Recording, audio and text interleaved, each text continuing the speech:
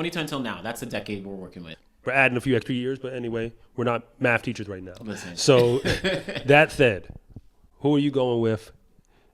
Because I already said I need records and I need championships. All right. So off the bat, there's probably a couple, but off the bat, I initially thought of Aaliyah Hobbs. So Aaliyah Hobbs has won NCAA championships indoors and out, 60 and the 100. She broke the NCAA record. She didn't win the 2. She hasn't won the 2. She's 60, 100. That's really just her. NCAA titles, has NCAA record. I think she was close to the outdoor record. She ran 10.85, I think. She never got the 100-meter outdoor record. But Aaliyah Hobbs made a mark for LSU. And, she was one. That's initially who comes to mind. I'm going to skip to the bottom line already. Julian Alfred. Next question. Julian Alfred. Okay, well, let's look at Julian. So give me, why Julian Alfred? Collegiate record holder indoors in the 60 and the 200.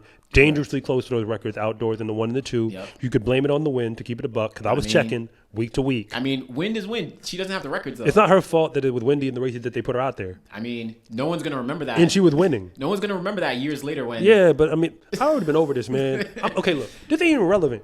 Why are we still doing this whole wind gauge FAT foolishness? We got computers.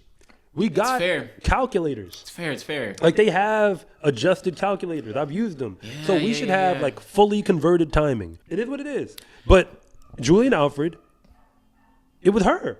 It's fair. For that year. That year. She dominated. And she was the collegiate record holder 2 years prior. Yes, yeah, exactly. Well, I was going to say, so, of course, last year, but then the year before, in 2022, she won outdoors in the 100, yeah. Yeah, okay. But I'm saying...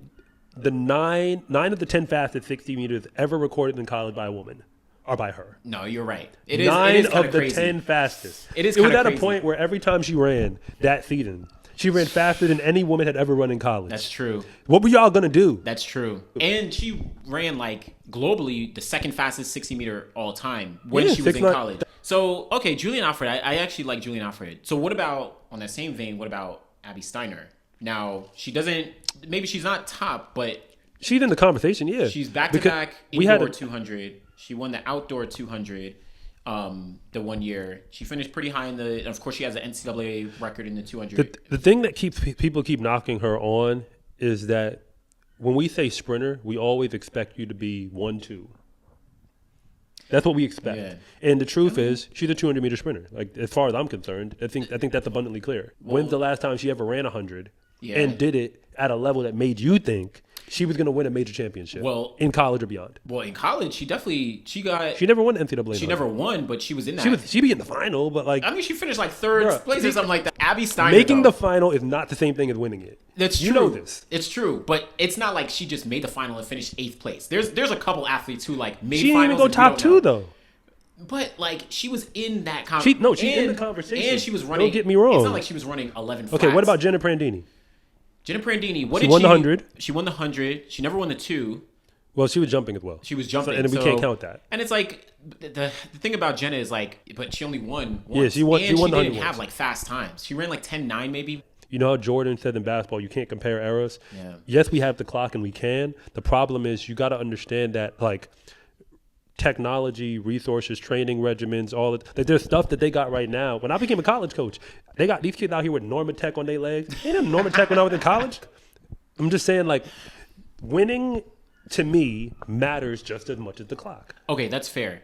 You can't just put it all on the clock. So I guess I just wouldn't put Jenna in the same conversation as Abby That's or fair. Julian or anyone. So who I was thinking of also early part of the decade, but was Kimberlyn Duncan. She ran for LSU. She was the girl, or the woman for that matter, while I was in college. Yeah. Where it felt like it's her and then everyone else. Everyone else. And she had back-to-back titles in the 200, indoors and out. She didn't, break any records, but she was that. And I think arguably... Because LSU, well, I mean, we're talking about individuals.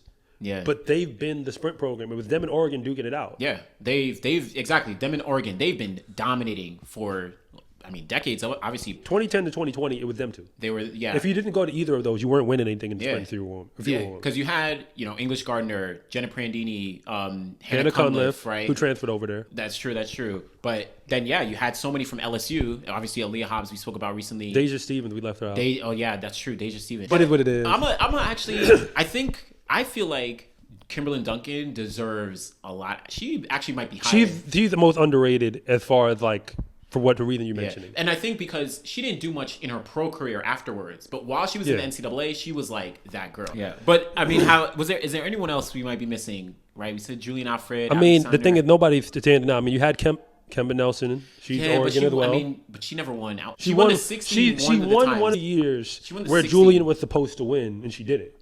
Yeah, she won the 60 meters indoors in 2021, from what I remember. That's when Julian was supposed to win it. Yeah. And she underachieved. So Kemba's in there. I don't know. Favor O'Philly gets slept on because she was never winning anything because she had Abby in front of her. Yeah. Then she had Julian in front of her. She had everybody, yeah. Like it was just she just happened to be running at the wrong time. Yeah, she was running. I think she was the first woman to run sub 22.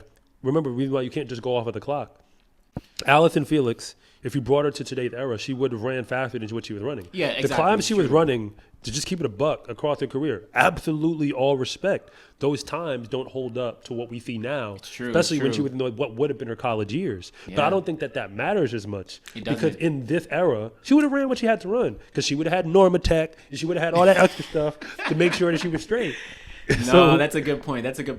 No, it's fair. Yeah, the clock. Like if she had to run 21, she would have. She would have found a way. Exactly. You match up to your competition, right? You rise up to your competition. So, all right. So, yeah, I think in general we got everybody. I can't think of like anyone else. I know we didn't mention in the 400 anyone who was like a standout. But was there anybody who dominated multiple years in a row? Probably not dominated, right? Because you have Lena Irby Jackson. She won the 400 once. Talitha Diggs won a couple times, but like she's probably the closest that we saw. And then because even when Britton Wilson came in recently, but it wasn't like she just kept lighting it up by taking all the medals. Yeah. It was just she's supposed to take them all. Yeah, and she took them one time. Yeah, and then after that, it was like that was it. Again, greatness is hard to achieve. It is. It's supposed to be. Exactly, that's the point, supposed right? to be. People I think we be handing it out like it's candy. I know, like, it's fair. You gotta know what it feels like. Because I'm gonna even add this. Most D1 athletes know what it was to feel great because in high school, that's what we felt like. In my league, which is not important, I don't lose, ever. We show up to the meets, the gun goes off, I run ahead of y'all, I look back at y'all, I laugh. And then I go walk over to the results to see my time because I'm not worried about the placement. Or maybe you don't even go check. You just go to your coach to talk about how the race went. You don't even think about the time sometimes, right? No, that's and you do that for like a year or two straight. Yeah, and then you show up to D1 and realize you average. So I'm just saying, like, greatness is hard to achieve. It is. It really is. I think for the most part we got most of the women.